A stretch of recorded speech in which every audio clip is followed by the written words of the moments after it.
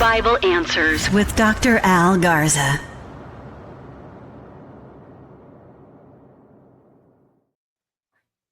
All right, welcome back to another edition of Bible Answers Unfiltered and Black Belt Theology and Apologetics. All right, so today I'm going to bring this into both of my YouTube channels here as well as in Black Belt Theology and Apologetics. So I'll upload them in both places. But I'm doing this because coming this Friday, I'll be doing a live on, of course, the Trinity before the New Testament, referring to the Old Testament passages for the Trinity. Trinity in the Old Testament before the New Testament, pretty much. And you can definitely get notice of that on my channel here. Go to my live section and then click on notify me, because I'm going to be dealing kind of what I did in my last debate with the oneness, dealing from the Hebrew scriptures, the plural appearances of God all throughout the Hebrew scriptures, but starting mainly in the first 20 chapters of Genesis and then moving there to the writings of the prophets. Some of this is very unknown to people. They're not aware of this because they can't read Hebrew, and the English does not translate well plural verbs and adjectives when it's there in the text. So the expression with an Elohim and Adonai and all this with plural verbs and adjectives don't get translated into English. So they're missed. So unless you can read the Hebrew and look at it for what it says, you won't see the persons of God. Even when God himself, Elohim, tells Moses that, he is persons and that Moses won't be able to see his persons because no one can see him fully in his glory and live that way. But he says persons, not person, which he could have easily done in a singular form. Moses writing this is all from Genesis and Exodus and going into the prophets and even King David and Solomon, they acknowledge God as Elohim, plural, and Adonai as plural. Even though the Tetragrammaton is singular, that reflects his divine nature of who he is, the unique and only Yod He Vav He, but Elohim and Adonai are used of him throughout the scriptures in plural forms and singular. Now, I say this because many non-Trinitarians, specifically either oneness people or Unitarians, reject the pluralness of God in the Old Testament because, again, they can't read the Hebrew and they don't know where to look. So I'm going to give it to you this Friday live, as well as saying Unitarians who reject the deity that Jesus is God and he pre-existed as God or Elohim, don't know how to read the scriptures in the Old Testament correctly from the original languages. They don't know the Greek that well in the New Testament. And I'm going to show you today where even in a well-known scholarly lexicon, BDAG, where in Philippians 2:6, 5 and 6, it's reflecting on Jesus pre-existing in the form of God. And this comes right out of BDAG. And for all you AI people who love to use AI, I decided to take a snapshot of BDAG for form, morphe, and I decided to ask ChatGPT and Grok to summarize and interpret what BDAG is saying here. The answer might shock you because all I do is copy and paste their answer. And you're going to see that for yourself. For all you AI scholars out there who love to use AI, this snapshot, you can take it on here on the screen and put it right in there. And you can see that even BDAG supports the pre-existed Christ prior, before taking the form of a servant and being found as a man. So I'm going to show that in a couple of PowerPoint slides here. It's going to be a brief show today. I'm just going to go over this because, like I said, many Unitarians who love to say that the Trinity is a contradiction, yet they themselves believe Jesus was just a man, who gave his life, human sacrifice, which is forbidden in the Hebrew Bible. No human sacrifice can redeem a person or take away sins. Only God himself can redeem and save. That is consistent throughout the Hebrew scriptures, but they want you to believe that in the New Testament, Jesus, who is just a man, died for people's sins, gave his life, became a human sacrifice, which is a pagan concept in the Hebrew Bible. That is not a contradiction according to them, which is a little absurd when they talk about the Trinity being a contradiction when it's not. What frustrates me about Unitarians specifically is that they will believe in a pagan practice of human sacrifice in the Messiah in the New Testament, and they don't call that an issue or problem. They believe in the mystery of the virgin conception, birth, and all that, where God, in a mysterious way, formed the seed out of nothing, as one Unitarian told me, out of nothing, and put it in Mary, which is a mystery to them, but yet that's not an issue for them. But they call the Trinity a mystery. If we say a Trinity is a mystery as a Trinitarian, or we allude that there is a mystery to it, that doesn't mean we can't explain it. We can, and give plenty of examples, but they don't have a problem with their virgin birth mystery or all the other mysteries of the Bible that, the miracles and mysteries that go against nature. They have no problem with that. But if a Trinitarian talks about the three persons who are the one true God, the one God by nature revealed as three persons or as persons, that is unheard of in nature, or that's a contradiction. If we say, well, there is a mystery to it as far as being able to fully understand how, then they reject it. But yet, if you ask them about all the other miracles and mysteries in the Bible, including the virgin birth, well, that's okay, no big deal. Or the pagan concept of human sacrifice, well, they can accept that. So that's what frustrates, because there's a lot of inconsistencies with them. And so they don't like to admit it, but it's there. And when I've pressed a number of them on it, they have nothing to say, but they accept it as is. But for the persons of God, the Trinitarian concept, that's rejected, because again, it means they have the wrong Jesus and the wrong God and the wrong gospel when it comes to what the New Testament says. And so some people would say that's wrong enough to lose your soul, because that's what in Galatians Paul talks about, being accursed for having a different Jesus and a different gospel. Or being deceived that way. So again, most Unitarians, have this different view of Jesus. Well, that's going to be between them and God on that day of judgment. So that'll be their way of, or even for oneness people or any non-Trinitarian for that matter. So that's between them and God, and the scriptures say what they say. I accept the fact that the scripture teaches the persons of God all throughout the Hebrew Bible. I mentioned that. I gave a brief description of that in my last debate with the oneness. So if you want to see where I'm going to go this Friday, I'm going to expound on that this Friday from my last debate and kind of organize it better.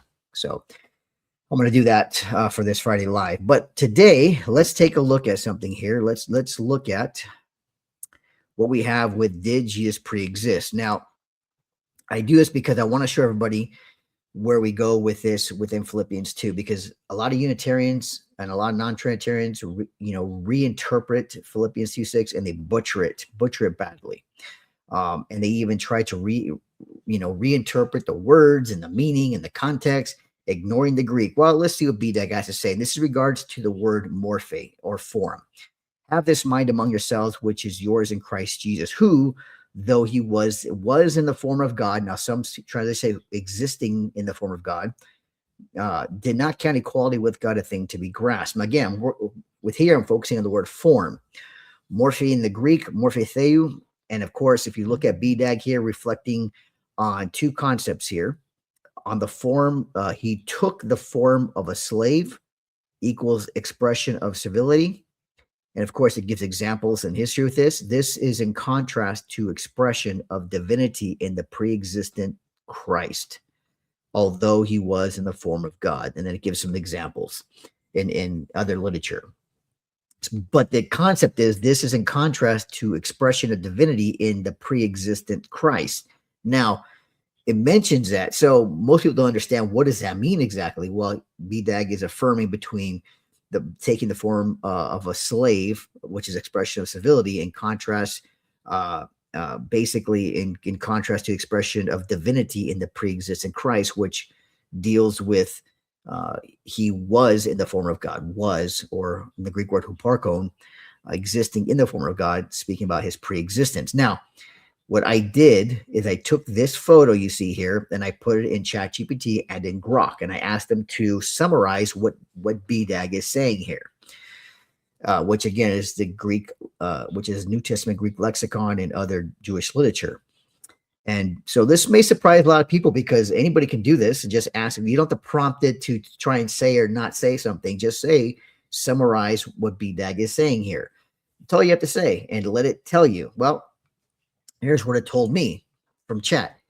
BDAG explicitly treats morphe theou in Philippians 2:6 as referring to the pre-existent Christ in a divine mode of existence. In contrast, form of God with form of slave, and explains that the latter expresses Christ's humiliation. This is this part, slave, while the former expresses divinity in the pre-existent Christ. That's his form of God. The entry even parallels this usage with the ancient text where morphe denotes essential identity, not mere appearance or possession.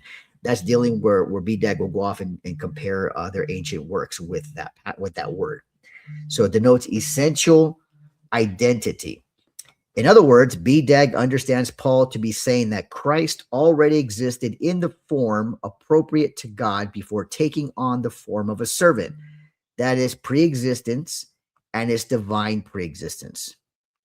So again, this is ChatGPT summarizing what BDAG is saying here.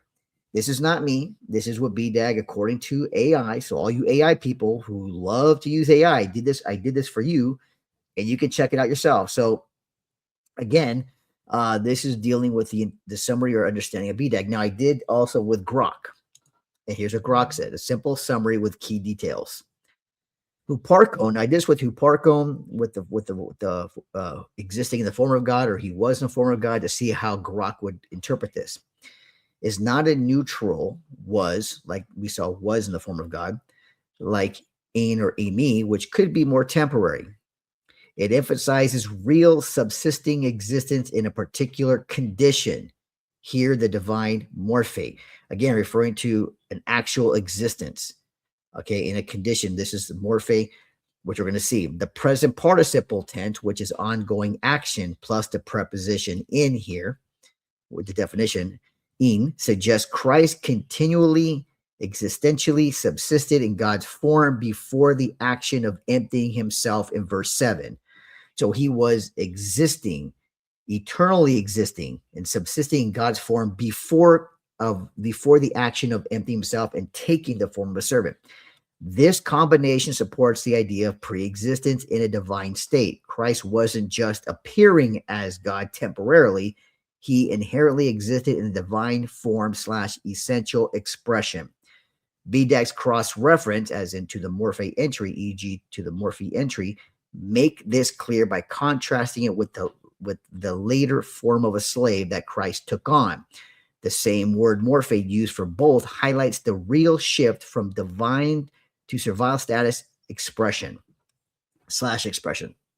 So again, in plain terms, as BDAG says, presents huparkon in Philippians 2:6 as indicating that Christ truly and continually existed in the form / expression of divinity, morphe theou, prior to becoming human, a state that was inherent to him, not something acquired or superficial. Again, identity. This ties directly into the theological weight of the passage about Christ's voluntary humility from divine existence to servanthood. So again, this is clear from AI itself examining BDAG that, as most Trinitarian Christians have always stated, and scholars in this field, that Paul is speaking of Christ pre-existing in the form of God before taking on the form of a servant, being found in the likeness of men, or a man. Excuse me. So this is not me giving a definition or trying to tell you what the text says by interpretation. This is what the BDAG lexicon is saying.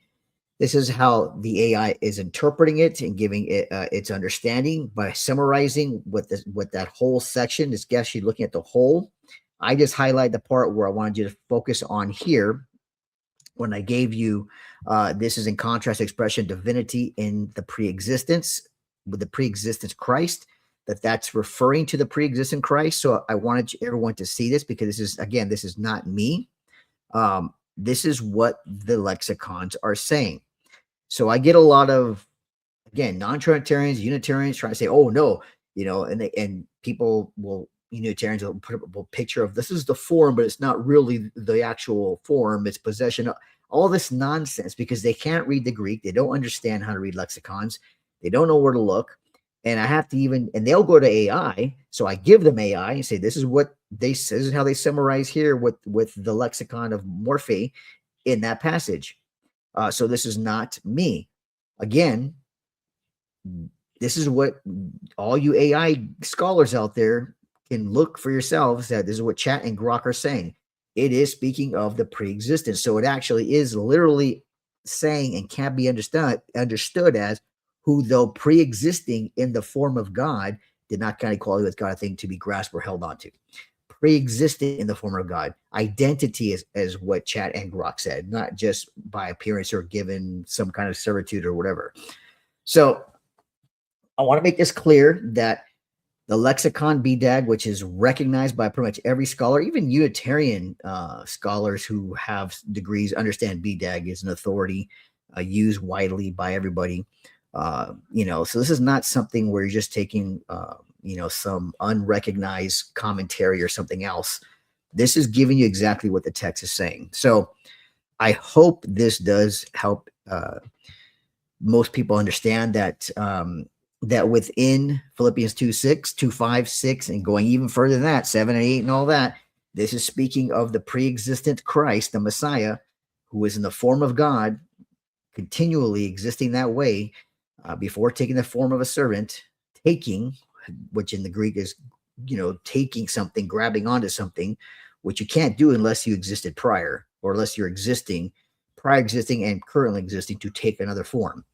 So he emptied himself of his form of God to take the form of a servant. So again, this is what the text says. This is what, did Jesus pre-exist? Yes, according to BDAG and all the AI out there, the main ones, ChatGPT and Grok. This is what BDAG is saying, which it summarizes. So again, I hope this helps really understand that this is not something that Christians are interpreting into the text. This is what the text says from these sources, specifically BDAG. So I hope this helps. Again, like, subscribe, and share.